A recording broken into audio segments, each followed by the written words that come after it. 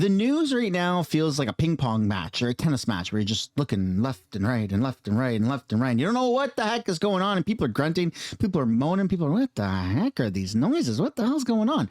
The Strait of Hormuz is closed, or it's opened. Or what day is it? Saturday or is it Sunday? It's Saturday. It's closed. It'll probably be open tomorrow, but it's closed today. I don't know what's going on. Nobody really knows what's going on. Let's take a look at it because it's all very weird, okay? Lots of moving parts to this. So you got rapid response yesterday saying Iran has just announced that the Strait of Hormuz is fully open and ready to use passage. And I was like, whoa, holy crap. And the stock market loved it. I mean, S&P 500 hit 71 and a half. I mean, it's huge. Trillions of dollars poured right back in to the markets. And then 4 hours ago, Iran closed the Strait of Hormuz. Iran closed the Strait of Hormuz 4 hours ago, and I said this is exhausting. President Trump says Iran tried to shut down the Strait of Hormuz again. You can't blackmail us. President Trump assures the entire United States is still having very good conversations with Iran, despite the Strait of Hormuz closure. Iran broadcasts a statement threatening to destroy ships attempting to cross the Strait of Hormuz. Ships will be met with severe response from the IRGC Navy and will be destroyed. So here we go. It's open, it's closed, it's open, it's closed. The terrorists are doing terrorist things. Of course, that's why there's a saying, we don't negotiate with terrorists. That might have come from movies, might have been a blend of things happening in real life, then translated into movies, but that's a saying for a reason, because it's true. Shouldn't negotiate with terrorists. Let's see what Fox News is saying about the matter. And, you know, these talks may find turbulence here because just moments ago, our colleague Trey Yingst says that a regional intelligence official tells Fox News that, quote, the Strait of Hormuz is under full IRGC control and effectively closed at this moment. Multiple vessels have been forced to turn around since this morning as they attempted to pass through the strait. Trey adds this as well, the IRGC opening fire on at least one vessel as part of the closure policy they declared last night. This is not at all the way President Trump suggested Iranian officials were cooperating with the strait. And we're going to talk. By the way, President Trump did say that he is going to send in bombers once again, and missiles will be bombed and they're going to get carpet bomb destroyed. They're gonna be obliterated, right? I say that as an endearing imitation, not to mock him, but everybody knows Trump doesn't mess around when it comes to the bombs, and he showed that the first time around, right? Iran got bombed hard, and they will be bombed again if this keeps happening. But of course, President Trump's resilience with the matter is showing that his patience is going and going and going and being tested, and it is exhausting for you and I. Maybe it's not exhausting for you, but it's exhausting for me because, of course, we all just want a deal to happen. We want to see no nuclear enrichment. We want to see Iran keep the strait open. We want to see Iran working with the United States. I don't know if that's possible. We want to see the stock market go up. We want to see life move on. And the terrorist guys, the bad guys, are making that a little bit more difficult than it should be, right? Talk in just a moment about how the markets, all the indices went up because of it. But the fact that Iran and the IRGC is effectively trying to step in and reassert control is not going to be met kindly with the president. No, it's definitely not as the president said it was going to be. And also, it's for those of us just watching on the sideline who don't understand, necessarily all the military, all the military components that are going on here. I'm actually surprised that they can take control of the Straits of Hormuz at this point. I thought that they had been more degraded militarily and not able to do that. I don't know about you, Charlie, but this is very shocking. Well, that's what we've been told, right? We've been told that Iran's military capabilities are completely obliterated. We've been told that they have no navy, they got no air force. And then you've got Iran's first vice president, Arif, says that control of the Strait of Hormuz is in our hands. Habibi, the terrorists control the Strait of Hormuz.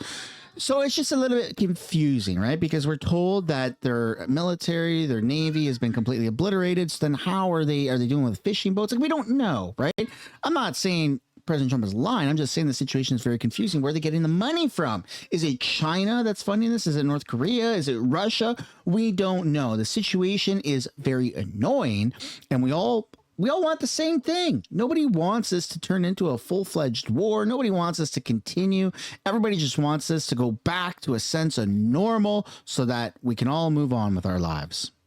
Maybe not so. Well, it's not, it's not difficult to make threats and to, as they have throughout the history of the revolution. Iran has met, which is why we are the only reason they have any power is because they're willing to do whatever it takes to bully people into being afraid to pass through there. But what the thing that I'm sort of baffled by here is I don't know what their long play is.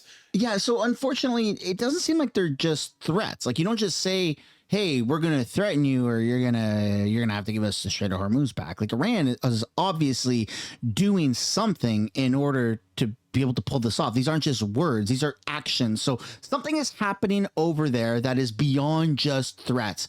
And I think that the United States intelligence needs to be able to figure out or disclose to the public at some time in the near future where Iran is getting their backing from. I don't have a doubt in my mind that the United States took out a bunch of Iran's capabilities.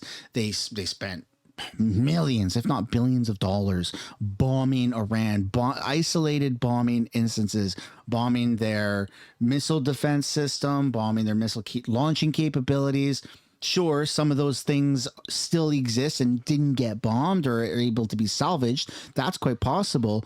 But they're obviously getting something from somebody, from somewhere, in order to continue this cycle of not just threats, but of dominance in that area, right? I'm not saying Iran is dominating the United States, but right now they're obviously able to dominate something in order to be able to control the Strait of Hormuz again.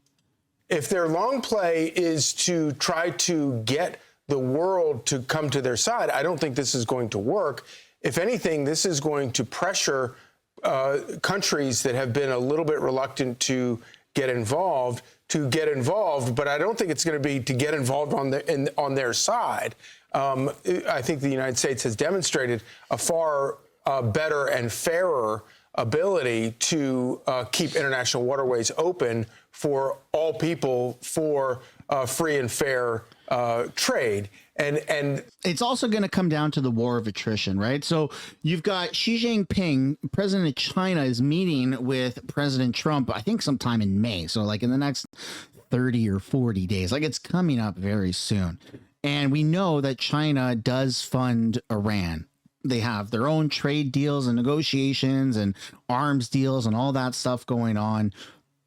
And I think that you're going to see a deal come from President Trump, from America and China, and that's going to start to phase out China's deal with Iran. And it's going to be the war of attrition because Iran is slowly going to fade into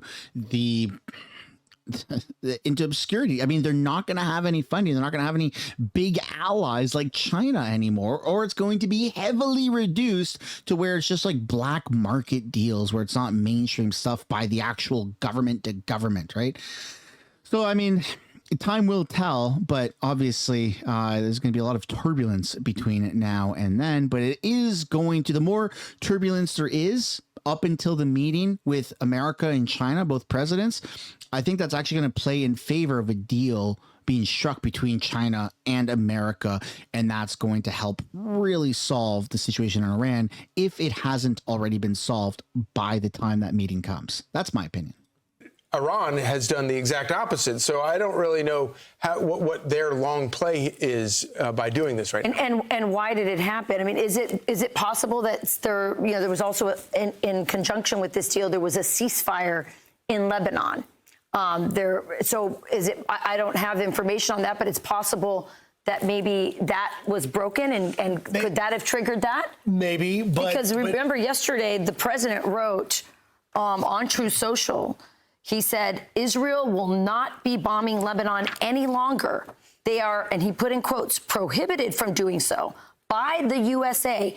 Enough is enough. 3 exclamation points. Thank you, President DJT. So, I mean, I don't know if this has anything to do with that, but that's a pretty strong statement to say publicly to Israel. It is, but to go back to a point you were making just a moment ago, Rachel, about Iran taking control of the Strait, that's important because Iran did not, before the war started, ever have control of the Strait. For the reason Charlie's mentioning, every strait on the planet under the UN's Convention on the Law of the Sea says no one controls it. And yet we have seen it. And in this statement from a regional intelligence official to Trey Yingst, saying that the Strait of Hormuz is under full IRGC control and effectively closed at this moment, adding that the IRGC has opened fire on at least one vessel, is a level of asserting control that Iran has never done. And so it's pushing. Well, it's getting really bad out there, like really bad. So even though President Trump is saying things like, you know, the situation is still developing and America's in good talks with Iran, I don't really know how much of that is smoke and mirrors or not, because the U.S. and Iran are no longer expected to hold a diplomatic meeting this weekend.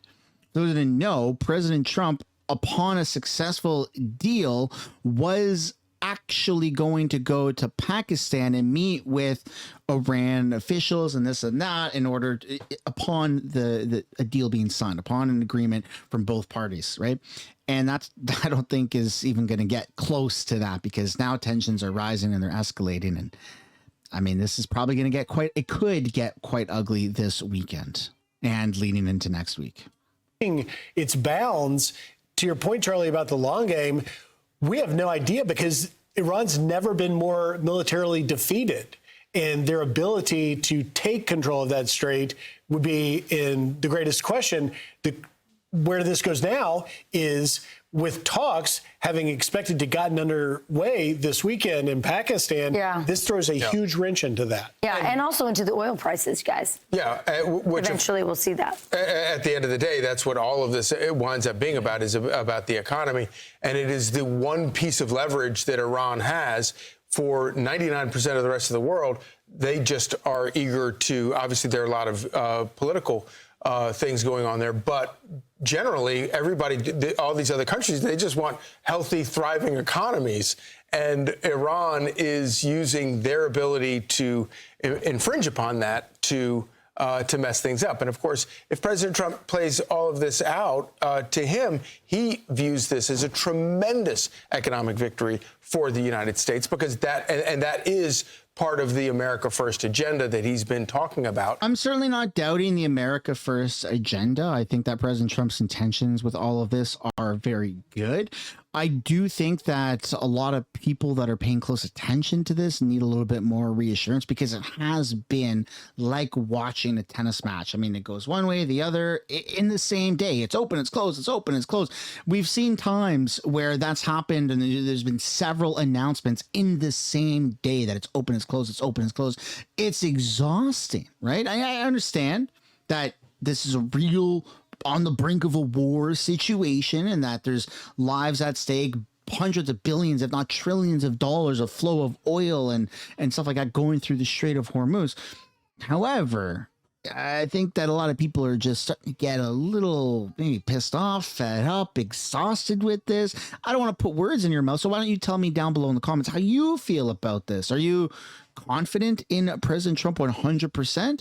Do you maybe question some of the things going on? Are you nervous? Are you excited? Let me know what you're thinking down below in the comments.